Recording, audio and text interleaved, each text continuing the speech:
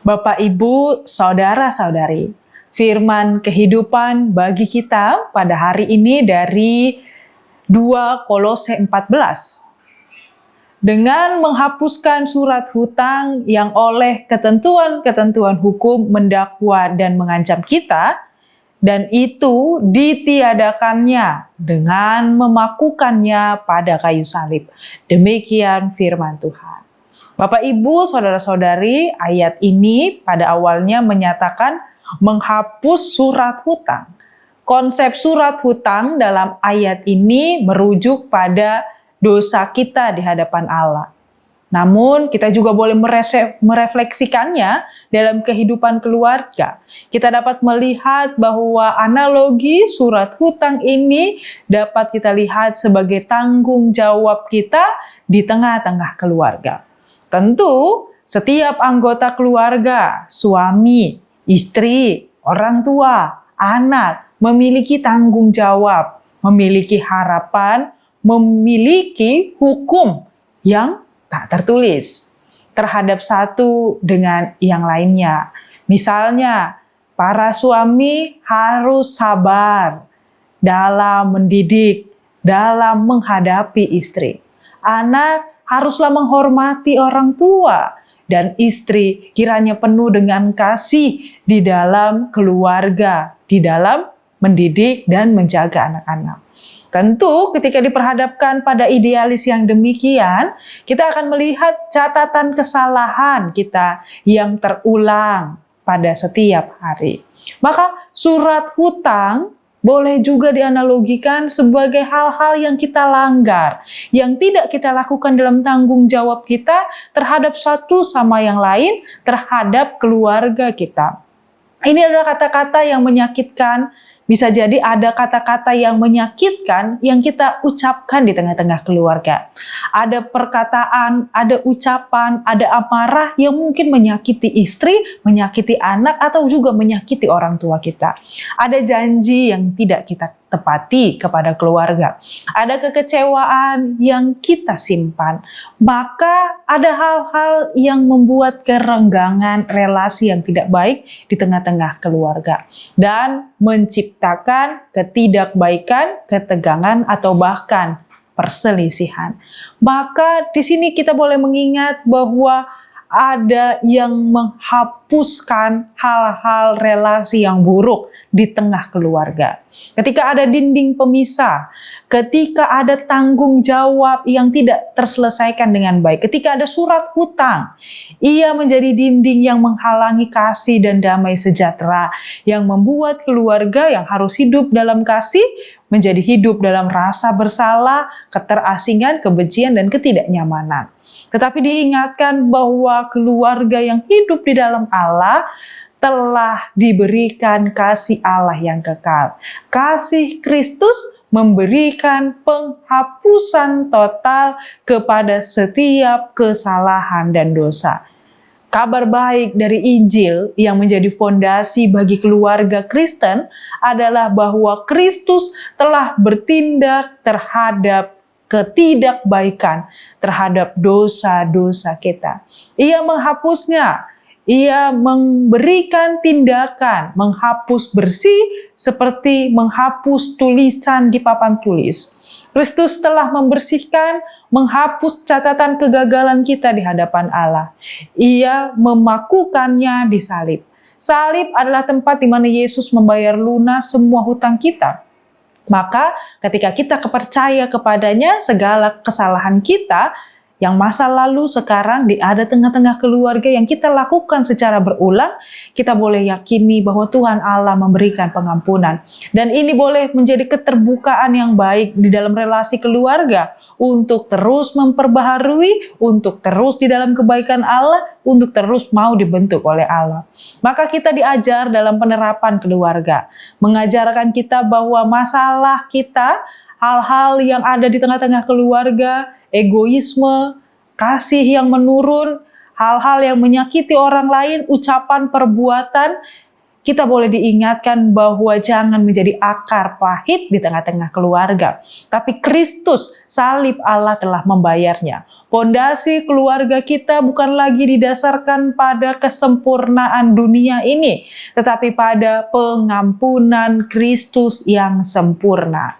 Maka yang menjadi implikasi bagi kehidupan kita di tengah-tengah keluarga. Keluarga yang telah menerima penghapusan hutang dari Kristus dipanggil untuk meneladani tindakan kasih di rumah kita masing-masing. Yaitu yang pertama adalah menghancurkan surat hutang.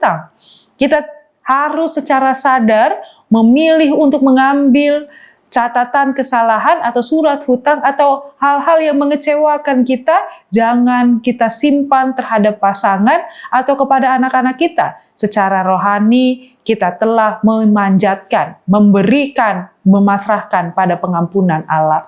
Maka kita tidak lagi mengungkit-ungkit kesalahan, kita tidak lagi menimbulkan amarah, kita tidak lagi menyimpan kepahitan dan menjadikan alat tersebut untuk ketidakharmonisan di tengah-tengah keluarga. Tetapi pengampunan yang sejati berarti mau memberikan pengampunan berulang kepada keluarga, bukan hanya menyimpannya untuk waktu yang tepat, tetapi memberikan kehendak Allah terjadi yang penuh kasih di dalam keluarga kita. Bahwa Kristus telah membebaskan kita dari ancaman dakwaan, seperti kita yang telah diampuni Allah, kita juga turut mengingat bahwa kita pun harus mengampuni orang lain. Kita bisa menciptakan keluarga yang di dalamnya penuh dengan kasih, bukan tuntutan dan ketakutan. Bagi para orang tua, ketika ada ekspektasi tinggi kepada anak, ketika ada kekecewaan, ketika anak harus memperlihatkan kegagalan mereka di dalam prestasi, kiranya kita juga memperlihatkan kasih yang baik kepada mereka, bukan kecaman atau hukuman saja. Ketika ada pasangan yang di dalam hari-harinya berada di dalam kejenuhan, lalu bertindak yang tidak baik, marah, tapi kita boleh mengingat dan mengikat kembali untuk mengukur kasih, kesabaran di dalam kebaikan Allah, sehingga di dalam kejenuhan kita boleh kembali mau diubah Allah di dalam kebaikan dan memulai kembali kasih yang baik. Dan kita boleh membangun keluarga di atas salib, menjadikan salib Kristus sebagai pusat dan model bagi hubungan keluarga.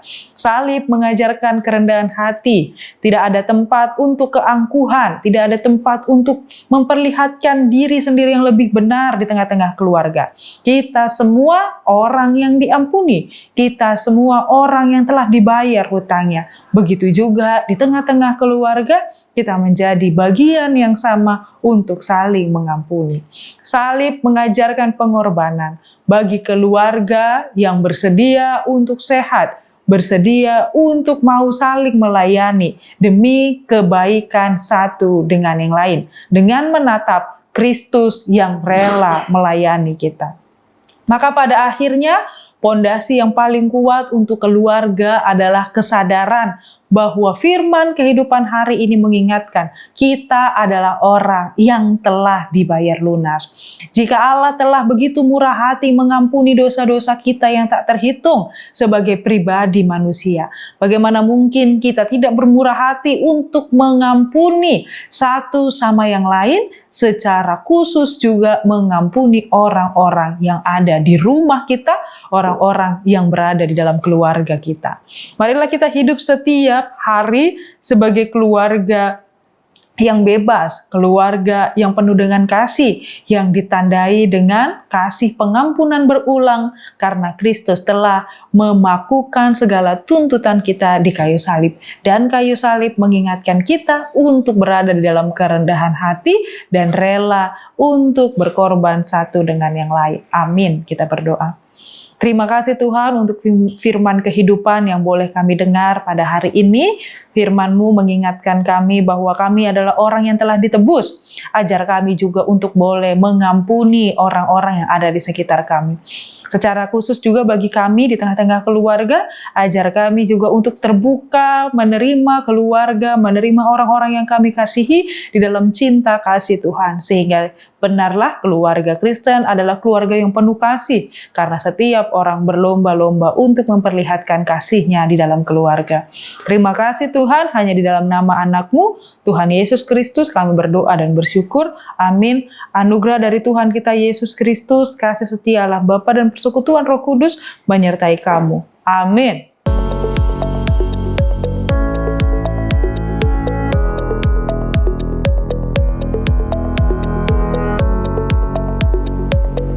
Pada tanggal 11 Oktober 2025 ini akan dilaksanakan ibadah pengucapan syukur 70 tahun HKBP Mentex. Oleh karena itu, Bapak Ibu, saudara-saudara, pelayan, dan warga jemaat HKBP, mari kita doakan bersama, dan semua undangan kita harapkan supaya hadir untuk berdoa bersama, mengucap syukur kepada Tuhan. Terimalah salam kami, Horas.